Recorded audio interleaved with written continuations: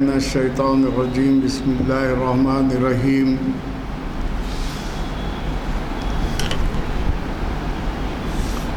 نحمدہ ونصلی علی رسول الکریم۔ اللہ تعالیٰ کا لاکھ لاکھ شکر ہے کہ آج کی اس مادی دنیا میں جبکہ دولت، شہرت، عزت پر انسان اپنی زندگی گزار رہا ہے، ایسے دور میں بھی کچھ لوگ ہیں جو یہ سمجھتے ہیں کہ مادیت ہی سب کچھ نہیں بلکہ روحانیت بھی کوئی چیز ہے۔ تو ہم جس شاعر کے کلام کے پس منظر میں گفتگو کے لیے یہاں جمع ہوئے ہیں وہ علامہ اقبال، اور جنہوں نے اپنے افکار کو اسلامی افکار سے ہم آہنگ کیا اور یہ ثابت کیا کہ مشرق اور مغرب کا کوئی فرق نہیں ہے۔ تہذیبی پس منظر میں مشرق اور مغرب کا فرق آپ کو دکھائی دے گا۔ براعظم ایشیا کے جتنے ممالک ہیں، جس میں سعودی عرب بھی آتا ہے، مصر بھی آتا ہے، ایران بھی آتا ہے، چین بھی آتا ہے، جاپان بھی آتا ہے، بنگلہ دیش بھی آتا ہے، ہندوستان، یہ تمام ممالک ان کو مشرق کہا جاتا ہے، اور یہاں کی تہذیب کو مشرقی تہذیب۔ یہاں عورت اور مرد کا فرق ہے۔ یہاں پر کوئی بھی مذہب ہو، چاہے وہ بدھ مت ہو، چاہے سکھ مت ہو، چاہے ہندو مت ہو، یہاں پر عورتوں پر مرد کو فوقیت دی گئی ہے۔ تو یہ فوقیت دینے کا جو تصور ہے یہ مشرق کا ہے، اور یہاں یہ بتایا گیا ہے کہ قرآن کی ایک آیت ہے، اس کا ہم نے مردوں کو عورتوں پر فوقیت دی ہے۔ الرجال قوامون علی النساء، ہم نے مردوں کو عورتوں پر فوقیت دی ہے۔ جب خدا قرآن کہہ رہا ہے تو کوئی دوسری بات کہنا ہی مناسب نہیں۔ ہم ہندوستان کا معاشرہ، جاپان کا معاشرہ، چین کا معاشرہ دیکھیں گے تو ان ممالک میں بھی جہاں عورت کو کمتر درجہ دیا گیا اور مرد کو برتر درجہ دیا گیا، اس کی وجہ سائنٹیفک ہے۔ سائنسی انداز سے مرد میں جو صلاحیتیں ہیں وہ عورت میں نہیں ہیں۔ مرد کی صلاحیتوں کو قوام کہا گیا، عورت کی صلاحیتوں کو نساء کہا گیا۔ نسوانی چیزیں لازمی ہیں کہ کسی دکنی شاعر نے بڑے مزاح کے انداز میں شعر لکھ دیا تھا، کار چلانا تو کوئی بات نہیں، ٹرک چلاؤ تو کوئی بات بنے۔ عورتیں بھی کار چلا رہی ہیں، تو اس نے عورت اور مرد کے فرق کو بتانے کے لیے کار چلانا تو کوئی بات نہیں، ٹرک چلاؤ تو کوئی بات بنے۔ اب تو ٹرک بھی چلا رہی ہیں، پلین بھی چلا رہی ہیں۔ معاملہ یہ نہیں ہے، معاملہ یہ ہے کہ عورت کو اللہ نے ایسا بنایا ہے کہ وہ فطری طور پر مجبور ہے، وہ فطری طور پر مجبور ہے۔ سورہ نساء میں یہ تمام باتیں بتا دی گئی کہ کیوں عورت مجبور ہے۔ تو بہرحال مشرق میں مرد اساس معاشرہ ہے، میل ڈومینیٹڈ سوسائٹی، عورتوں کو ان کا حق دیا گیا۔ اور مغرب میں، مغرب کی تہذیب اٹالی سے شروع ہوتی ہے، جس کو ہم اٹلی کہتے ہیں، اٹالی کہتے ہیں۔ یہ اٹالی کا پرانا نام ہے روم، سلطنت روما جو کہتے ہیں، وہ روما کا ایک حصہ آج اٹالی ہے۔ پرانے دور میں جس کو صقلیہ کہتے تھے، آج وہ سسلی کہلاتا ہے۔ پرانے دور میں جس کو اطالیہ کہا جاتا تھا، وہ اٹالی بن گیا ہے۔ خیر، تو میں یہ بتا رہا تھا کہ مغرب میں، مشرق اور مغرب میں انسانی آبادیاں ہیں، شمال اور جنوب میں بڑے سمندر اور سرد خطے ہیں جہاں انسانوں کی آبادی نہیں ہے۔ تو اب فرق یہ ہو گیا کہ وہ لوگ جو بر اعظم ایشیا میں رہتے ہیں وہ مشرق کے رہنے والے، اور جو اس کے علاوہ جو بر اعظم ہے، افریقہ، آسٹریلیا، امریکہ، انٹارکٹیکا، وہاں کے رہنے والے مغرب کے لوگ کہلائے۔ یہ مشرق اور مغرب کا فرق۔ 7 بر اعظموں میں سب سے بڑا بر اعظم ایشیا ہے، باقی 6 بر اعظموں سے بڑا ہے۔ یہاں کی زمین بھی بڑی زرخیز ہے، یہاں کی آبادیاں بھی بڑی ہیں۔ آپ جانتے ہیں کہ 2 بڑے ممالک چائنا اور ہندوستان جو دنیا کے بڑے آبادی والے ممالک ہیں اسی ایشیا میں۔ تو یہ ایشیا میں جو لوگ موجود ہیں ان میں میل ڈومینیٹڈ سوسائٹی، حضرت آدم علیہ السلام سے لے کر عیسیٰ علیہ السلام تک، اور پھر اس کے بعد حضرت محمد صلی اللہ علیہ وسلم تک، اور اس کے بعد 4 خلفائے راشدین کے علاوہ جتنے بھی علماء صوفیاء کرام گزرے ہیں، اور ہندوستان میں جو ہندو مت، سناتن دھرم یا جین دھرم، بدھ دھرم، یہ تمام دھرموں میں ہم دیکھتے ہیں کہ مرد کو اعلیٰ مقام دیا گیا ہے۔ 14ویں صدی کے بعد مغرب کی ترقی شروع ہوئی۔ ترقی کیسے ہوئی؟ دنیا کے ان علاقوں میں جن کے میں نے نام لیے، چاہے اقبال نے اپنے کلام میں کہا یونان و مصر و روما سب مٹ گئے جہاں سے، باقی ابھی تلک ہے نام و نشاں ہمارا۔ تو یہ ہمارے نام و نشان ہندوستان کی تہذیب کو، ہندوستان کے کلچر کو، یونان، مصر، روم، یہ قدیم تہذیبیں ہیں جو قبل مسیح سے، عیسیٰ علیہ السلام کی پیدائش سے قریب 8000 سال پہلے مصر کی تہذیب تھی، قریب 6000 سال قبل روم کی تہذیب تھی۔ تو یہ تمام پرانی تہذیبیں جس کو ہم مشرق کہتے ہیں، اس مشرق میں مذہب ہے، مرد کو اور عورت کو آزادی نہیں ہے۔ یورپ میں مرد اور عورت کی کوئی تفریق نہیں ہے، یہ مغرب ہر ایک کو آزادی حاصل ہے۔ وہ آزادی کا حال یہ ہے مرد مرد سے شادی کر سکتا ہے، عورت عورت سے شادی کر سکتی ہے، اور کسی قسم کی کوئی پابندی نہیں۔ امریکہ میں تو انسانوں کے ننگے جلوس بھی نکلے، ہم پیدائشی جیسے ہیں ویسے ہی زندہ رہنا چاہتے ہیں، ان کو بھی آزادی دی گئی۔ تو یہ آزادی کا غلط مطلب کیوں شروع ہوا، وجہ کیا ہوئی؟ در حقیقت زار روس کی حکومت تھی، روس کے بادشاہ کو زار کہتے تھے، جیسے حیدرآباد کے بادشاہ کو نظام کہتے تھے، اور گولکنڈے کے بادشاہوں کو قطب شاہ کہتے تھے، تو CZR زار کہلاتے تھے۔ اور روم میں بھی اسلام کی آمد کے وقت بھی غلام کا تصور تھا، یعنی کسی چیز کو جیسا بازار میں جا کے آپ خریدتے ہیں اسی طرح انسانوں کو بھی خریدا اور بیچا جاتا تھا۔ روم کا سب سے مشہور شہنشاہ جولیس سیزر، جس نے مصر کی کلیوپاترا سے شادی کی تھی، اس نے یونان کو تباہ کیا، اور یونان کے تمام جو بھی قیدی آئے سب کو غلام بنا لیا گیا۔ غلام کا مطلب کیا ہے؟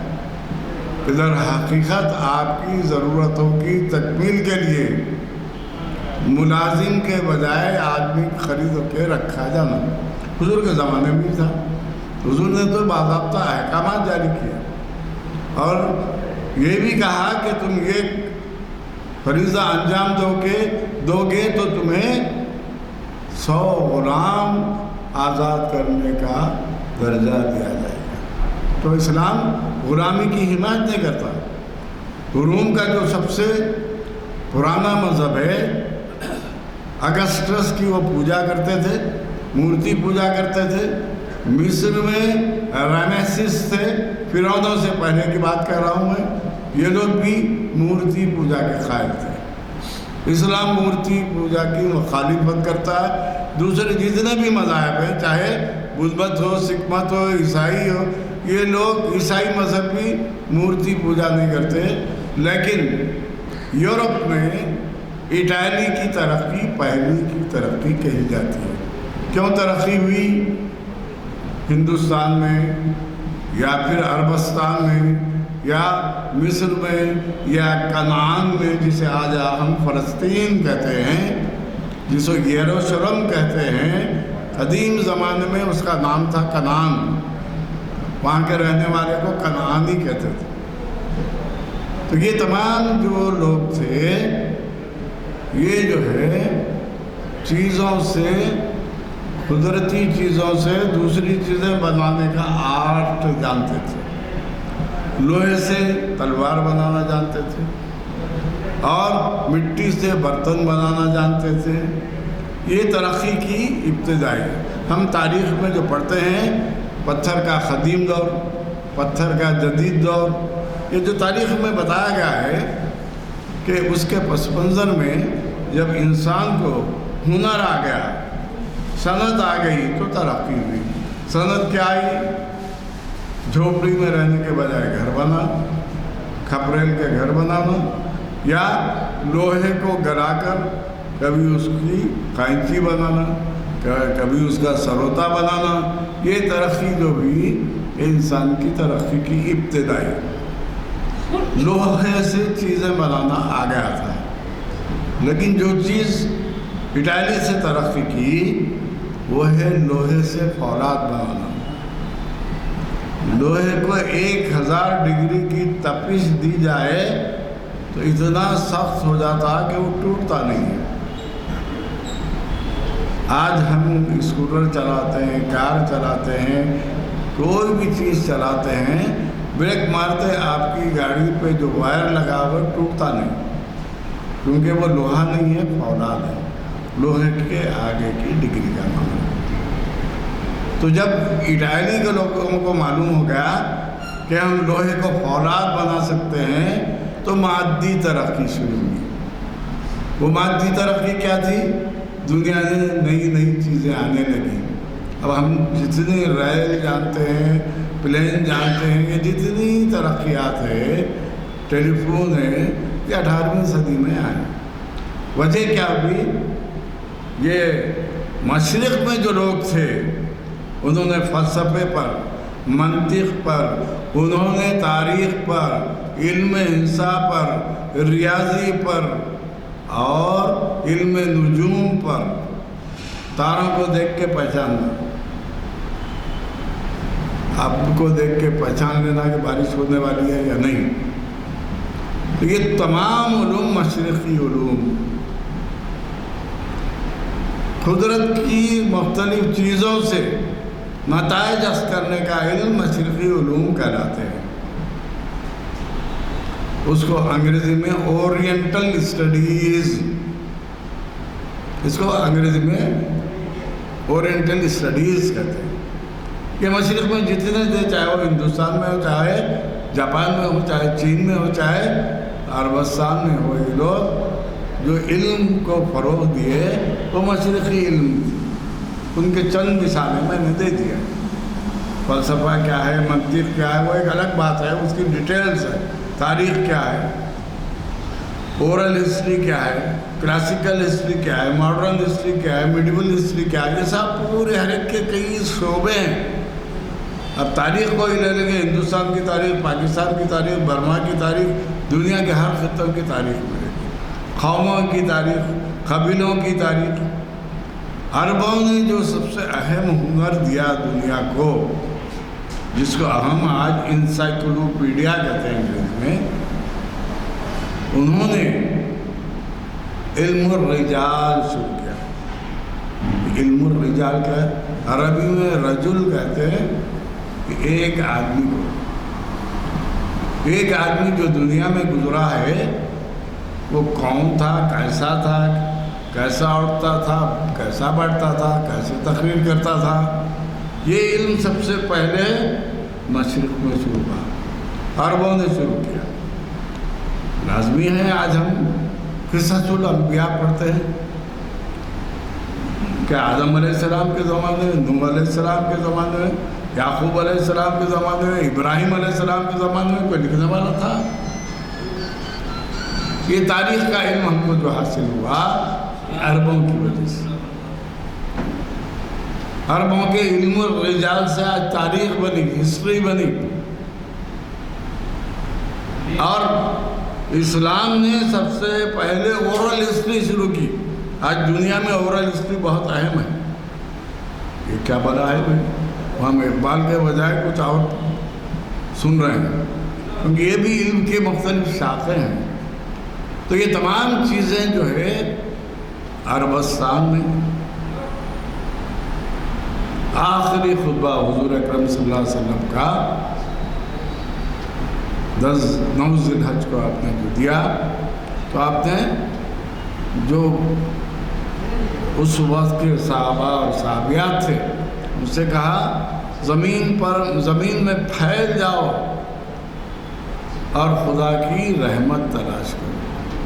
چنانچہ حضور اکرم صلی اللہ علیہ وسلم کی رحلت کے وقت بہت کم صحابہ تھے۔ آج ہم جو سمجھتے ہیں اتنے لاکھ تھے جنتی، ایسا کچھ بھی نہیں ہے۔ تو ہمارے مذہب نے بتا دیا کہ آپ جتنے متقی پرہیزگار ہوں گے اتنے اللہ کے قریب ترین ہیں۔ خیر، تو میں بتا رہا تھا کہ یہ علوم یہاں کے تھے۔ اب اٹلی سے جب ترقی ہوئی تو نئے علوم آئے۔ وہ نئے علوم کیا؟ علم سائنس، علم طبیعت، علم کیمیا، علم جغرافی، یہ نئے علوم جتنے ہم کو آج دکھ رہے ہیں، جس کی تعلیم ہم دیتے ہیں، وہ سب مغربی علوم ہیں۔ چاہے سائنس کی تعلیم ہو، میڈیسن بھی تھی ہمارے پاس، اس کو طب کہا جاتا تھا۔ میڈیسن کی سب سے پہلی دنیا کی کتاب، دنیا کی پہلی کتاب عربی میں لکھی گئی، انگریزی میں نہیں، لاطینی میں نہیں، فرانس میں نہیں، جرمنی میں نہیں۔ جو روم کی حکومت تھی ان کی جو زبان تھی لیٹن، اردو میں لاطینی کہتے ہیں، لاطینی میں ہوئی۔ 800 سال پہلے بو علی سینا، جس کو انگریزی میں ابھی سینا کہتے ہیں، AVISENA، ان کی کتاب القانون فی الطب، میڈیکل سائنسز کی پہلی کتاب ہے۔ بتائیے پہلی ترقی کہاں سے بھی؟ یورپ سے بھی یا مشرق سے بھی؟ جتنے علوم آج جدید ہیں وہ علوم بھی مشرق کے مگر ایک محدود انداز سے تھے، کیونکہ لکھنے پڑھنے کا علم نہیں تھا، کاغذ نہیں تھا، پرنٹنگ نہیں تھی، تو اس کی وجہ سے یہ علوم محدود تھے، وسعت حاصل نہیں کیے تھے۔ سائنس کی ترقی نے پرنٹنگ پریس لایا، انک لائی، کاغذ لایا۔ پہلے زمانے میں سب سے مالدار کون سمجھا جاتا تھا؟ جس کے پاس بنگلے ہو۔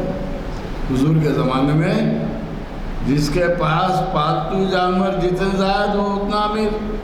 ہمارے حیدرآباد میں بھی جو بکریوں کو چراتا ہے، حضور اکرم صلی اللہ علیہ وسلم کی سنت ہے، بکریوں کو چرایا کرتے تھے، چرواہا بولتے ہیں، اور اس کو دھنگر کہتے ہیں۔ دھن کہتے ہیں دولت بنانے والا، کیونکہ آج اس کے پاس 2 بکریاں ہیں، سال میں 2 مرتبہ 4 بچے دیے تو 2 سال کے اندر 8 بکریاں ہو گئی۔ تو بہرحال تو اس زمانے کے طریقے الگ تھے۔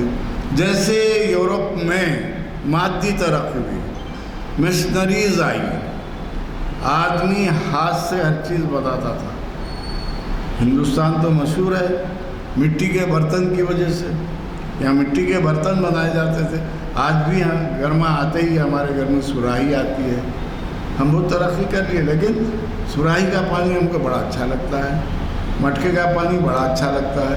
ये सब जो है ये कारीगरी वो कुम्हार की है। तो यहाँ जो मज़हब बना हिंदू मज़हब, उसने सोचा क्या करना चाहिए, इंसानों को कैसे अलग करना।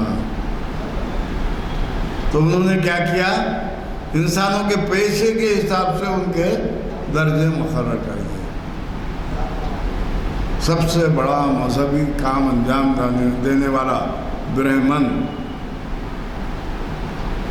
उससे ज़रा कम जो है, जो इक़्तिदार चलाता, हुकूमत चलाता, वैश्य, जो फौजों में काम करता, क्षत्रिय, और जो चमार, कुमार, लोहार, छोटे छोटे पैसे जो करते, उनको शूद्र कहा गया। हिंदू मज़हब में आज से 200 साल पहले की कोई किताब पढ़ेंगे कि एक ब्राह्मण से कोई शूद्र टकरा जाता, वो नापाक कहकर जाके घर में गुस्ल करता था, नहाता था। एक नीच जात से मेरा टकराव होगा, इतनी बड़ी दुश्मनी थी। और आप जिस एरिया में हैं ये शूद्रों की बस्ती है, ब्राह्मणों की नहीं है। क्योंकि ब्राह्मण जो थे वस्त एशिया से आए, सेंट्रल एशिया से, जिसको आज हम जर्मनी कहते हैं, जिसको आज हम फ्रांस कहते हैं, जिसको आज रोम कहते हैं, जिसको आज रशिया कहते हैं।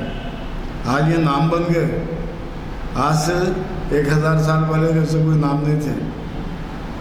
उस वक्त जो नाम चलते थे इस्लाम में, समरखंद, बुखारा, ताशखंद, ताजिकिस्तान, ये नाम थे। मुझे पूरी दुनिया पे हमारी हुक्मरानी थी। तो मैं ये बता रहा था कि इन इलाक़ों में वो उलूम तरक्की करते रहे। आपको सुन के ताज्जुब होगा, आप जानते हैं ये इलाक़ा जो है द्राविडियन एरिया है। आर्यंस जो आए, जो मज़हब को जो है सनातन धर्म बोले, उन्होंने 4 जातें बना दी। उनकी ज़बान आर्यन थी। वो जो शूद्र यहाँ के ओरिजिनल थे, द्राविडियंस थे। आप तेलुगु बोलते हैं, कन्नड़ी बोलते हैं, तमिल बोलते हैं, मलयालम, ये यहाँ की ज़बानें हैं ना, ये आर्यन लैंग्वेजेस हैं, द्राविडियन लैंग्वेजेस। दलित समाज जिसको आज हम बोलते हैं, सबसे ज़्यादा दक्कन में है। क्योंकि आर्या क्या करे, अपने लोगों को इख्तियारात दे दिए और ये शूद्र जो थे नीच जात के बच्चों को जुल्म की तरफ ढकेल दिए। लाजमी है आज जो दरियाएँ हैं, दरियाए गोदावरी, कृष्णा, कावेरी, नर्मदा, ताप्ती, ये दरियाओं के पास में आके आबाद हो गए। तो हम जनूबी हिंद का एरिया, साउथ इंडिया जिसे बोलते हैं, जो पहले जिसे दक्कन बोलते थे, यहाँ जो आबादी है वो द्राविडियन में है। हम जो ज़बानें तेलुगु बोलते हैं, कन्नड़ी बोलते हैं, तमिल बोलते हैं, ये द्राविडी लैंग्वेजेस है। और महाराष्ट्र में मराठी आर्यन लैंग्वेज है, गुजरात में गुजराती आर्यन लैंग्वेज है, पंजाब में पंजाबी आर्यन लैंग्वेज, जोधपुरी आर्यन लैंग्वेज है। तो मैं ये बता रहा था कि हिंदुस्तान कई मज़हबों और कई ज़बानों का कल्चर है। अरब की सरज़मीन में एक ही ज़बान थी, चाहे मिस्र में जाओ, चाहे आप जो है कनान में जाओ, चाहे फ़लस्तीन में जाओ, कहीं भी चले जाओ, पूरे अरब की एक ही अरबी ज़बान। अरबी से पहले कौन सी ज़बान थी? अरबी से पहले यहूदियों की किताब जो लिखी हुई है, इब्रानी, अंग्रेज़ी में उसको हिब्रू कहते हैं, हिब्रू ज़बान थी। खैर, तो मैं बता रहा था कि ज़बानों के इख्तिलाफ की वजह से भी तरक्की रुकती है।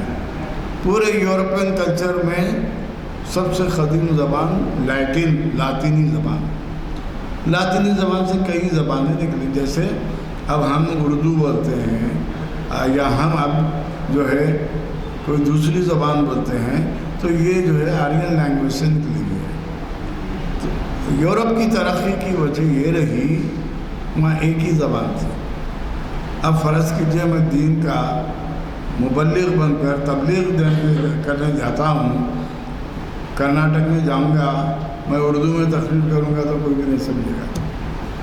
مہاراشٹر میں جاتا ہوں، مراٹھی میں تقریر کرنا ہے، تامل ناڈو میں جاتا ہوں تامل، تو بھانت بھانت کی زبانوں کی وجہ سے کلچر کو پھیلانے میں دشواری ہے۔ خیر چلیے، تو میں یہ بتا رہا تھا کہ علامہ اقبال ایک ایسے شاعر ہیں جنہوں نے فلسفہ پڑھا۔ دنیا کی بڑی قومیں کون کون سی ہیں؟